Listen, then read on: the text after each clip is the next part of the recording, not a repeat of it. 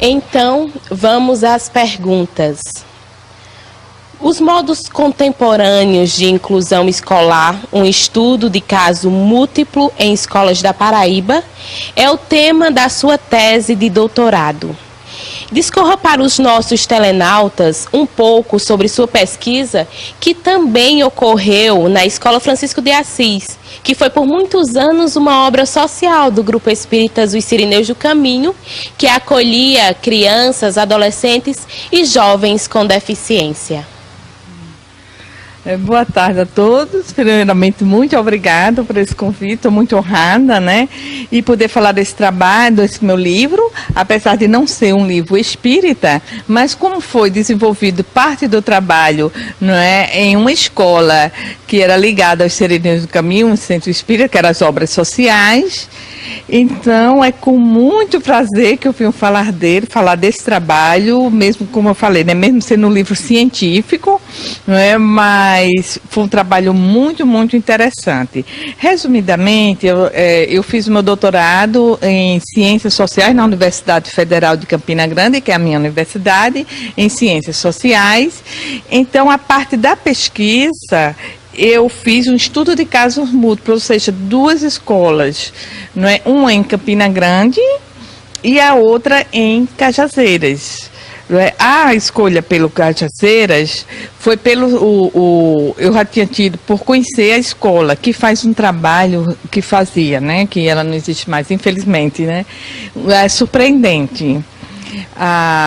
É o seguinte, quando eu estive aqui, entre 99 e 2001, aqui em Cajazeiras, eu tive a oportunidade, uma rica experiência de ser professora substituta na Universidade Federal, que na época era a Universidade Federal da Paraíba, né? Depois, na época era a Universidade Federal da Paraíba. Eu fui professora de Educação Especial, que é a minha área de trabalho.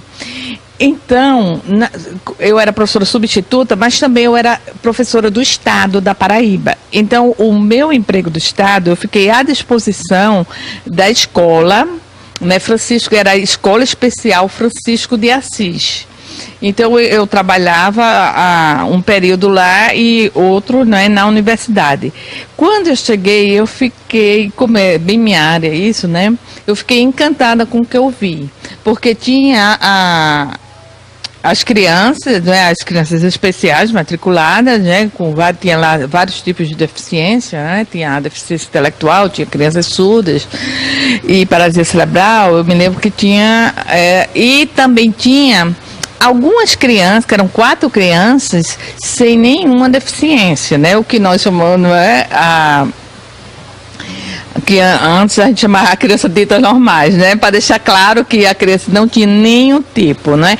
Eram crianças, como essa escola era afastada, ela era no sítio, na zona rural, era afastada de Cajazeiras, aí tinha também algumas crianças que eram parentes daquelas crianças com algum tipo de deficiência que estudavam na escola, ou parentes, ou às vezes dos professores, dos funcionários, ou das crianças, ou então que moravam ali perto. Só sei que essas 4 crianças começaram a ir para a escola, né? Aí eu fui informada que antes elas iam assim como só para brincar, e aos poucos foram ficando.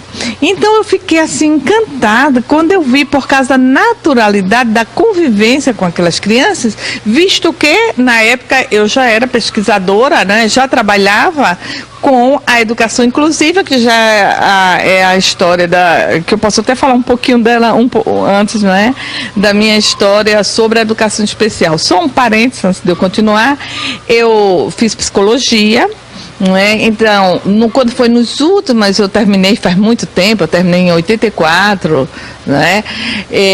Então, antes, quando eu estava no final do curso, veio a disciplina que na época se chamava Educação do Excepcional. Desde a hora que eu fiz essa disciplina, eu realmente me encantei, me identifiquei muito com o assunto e me dediquei até hoje a esse tema.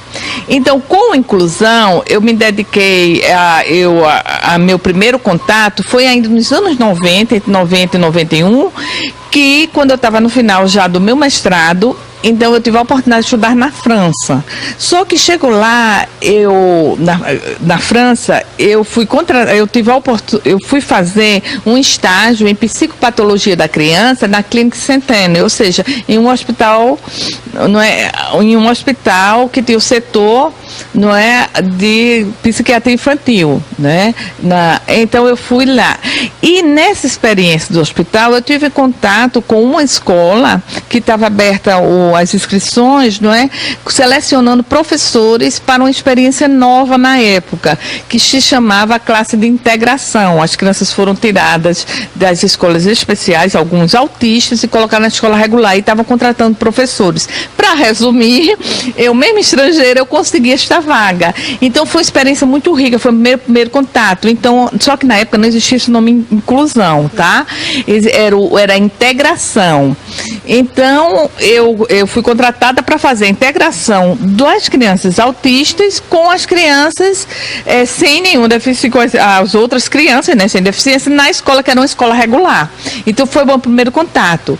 A partir disso, então, eu me dediquei até hoje a essa causa, Quando eu retornei para o Brasil, ainda em 92, aí eu abri uma escola, no mesmo estilo, tudo que eu vi na França, eu fiz as adaptações. É o que hoje chamamos escola inclusiva, mas na época também não tinha esse nome, eu chamava que era uma escola de integração, com crianças com e sem deficiências, todas estudaram juntas, sem nenhum problema, durante 6 anos, E depois dessa escola, eu comecei a trabalhar como professora. Foi por isso que eu fui a Cajazeiras, passei no concurso e comecei a dar curso. Na época eu dei muito curso, mini cursos. Ou seja, eu só quero dizer que a inclusão já faz parte da minha vida há muito tempo.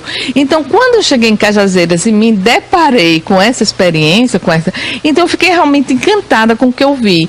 Eu lembro que na época mesmo eu fiz já um trabalho científico e apresentei num congresso internacional em Natal, que estava num seminário de educação inclusiva, eram os primeiros eventos que estava tendo desta área, E eu apresentei, que eu me lembro que eu coloquei o nome, a inclusão inversa, porque era uma escola especial com alunos sem deficiência.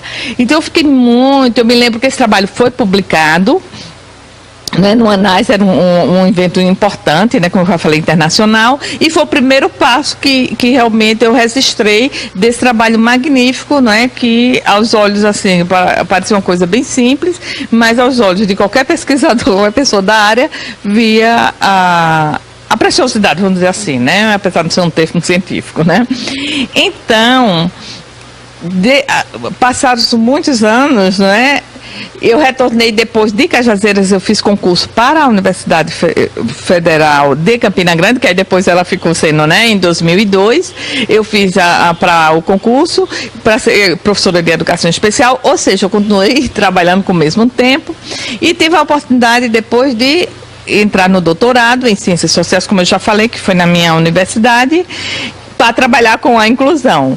Então, quando foi a parte da pesquisa, eu entrei em contato novamente aqui com o Cirineus, para saber como estava. E eu fiquei surpresa, porque a escola da inclusão inversa estava se efetivando, já estava quase meio a meio, crianças sem deficiência, e as crianças com deficiência ficaram sendo minoria. Então, de imediato, eu vim fazer a parte da pesquisa. Eu filmei, eu fotografei, eu fiz todos os documentos, está tudo aqui registrado, porque a escola era uma escola regular, era regular como regular, eu digo assim, não é todo oficial, com todos os trâmites legais, como uma escola especial, e estava também tomando todas as providências, mudando seu regimento, toda a sua legislação. Eu fiz questão de documentar tudo aqui, se transformando numa escola regular, Então, eu entrevistei as mães das crianças com e sem deficiência, entrevistei professores, professoras, funcionários, da escola, e também os próprios alunos.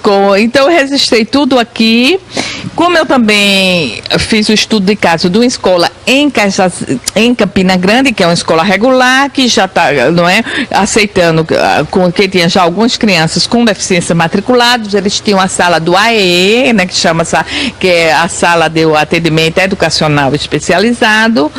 Aí eu fiz uma comparação entre as falas, não é, das crianças, dos sujeitos que eu entrevistei, né, entre as duas escolas. O paralelo está tudo aqui registrado, sobretudo, como por exemplo esta foto aqui, não é? Dá para ver essa foto, mas não sei, deixa mais perto. Então, conforme está aqui, mostra a foto, por exemplo, a Patrícia, né, que na época era uma criança, ela aparece no filme pequenininha e depois aparece aqui participando das brincadeiras. Então, ficou tudo registrado. Aí, esse, como eu falei, é um livro científico, não é um livro espírita. O primeiro capítulo, eu falo sobre o histórico da educação especial, para a gente entender todo esse contexto. Né? Tem bastante teoria, como era em ciências sociais, eu faço aqui a ponte, né, com muitos teóricos, né, e a apresentação eu falo daquela escola que eu tive em João Pessoa, né, quando eu voltei da França. Então, seria isso, não é, sobre a escola. Só para concluir, que no caso, os Serineiros do Caminho, não é como eu falei, né? O livro não é espírita, mas eu espero, a gente vai conversar melhor sobre isso, né? Detalhar, não é, da preciosidade desse trabalho que era desenvolvido dentro dessa escola. Caso algum telenauta esteja interessado em adquirir o seu livro, como ele deve proceder? Bom, é só colocar meu e-mail, né? Entre em contato comigo por e-mail, tá? É martaburiti, com TY no final, @ig.com.br. Eu suponho que vai aparecer aí na tela. E passa o e-mail para mim que a gente conversa aí, eu digo como, mando o endereço, que eu mando o livro e a gente vê isso, tá? Na sua opinião, a concepção da inclusão social presente nos discursos dos políticos, nos meios de comunicação, nas leis, nas religiões e entre outros, é a de aprendermos a conviver de forma natural com o diferente, de olharmos para o outro de modo igual. Isso não passa ainda de uma hipocrisia? Não, eu não diria hipocrisia, né? O que acontece é que a dificuldade de ser colocado em prática, certo? Pelo fato que, tudo em educação, toda mudança é muito demorada, a mudança cultural é muito difícil. Então, por exemplo, muita gente pensa que a inclusão é um tema novo, é algo recente, né? Para você ter ideia, eu mesmo já trabalho com isso desde os anos 90. Né? Então, a impressão que eu tenho, assim, que parece que é agora que as pessoas estão ouvindo, não é? Então, outra coisa, também isso devido ao histórico da educação especial. Por isso que sempre não tem como a gente falar nesse assunto sem falar do histórico da educação especial. Porque quando a gente vai estudar, isso aqui está bem detalhado no meu livro, tá?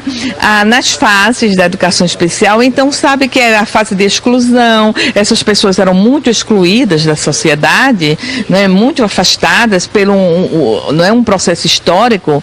Depois veio a segregação, ou seja, ela se aproximou mais, mas continuou, não é, ainda separada, à parte, né, da nossa sociedade. Depois veio a integração, que elas começaram a se chegar, mas era elas que tinham que se adaptar, não nós, né? Elas é que tinham que se adaptar à nossa sociedade. Até que fim chegamos à inclusão, que é a nossa sociedade se adaptando. Então, conviver com o diferente, a diversidade, a heterogeneidade é coisa muito difícil, porque a nossa sociedade foi sempre estruturada para a homogeneidade, né?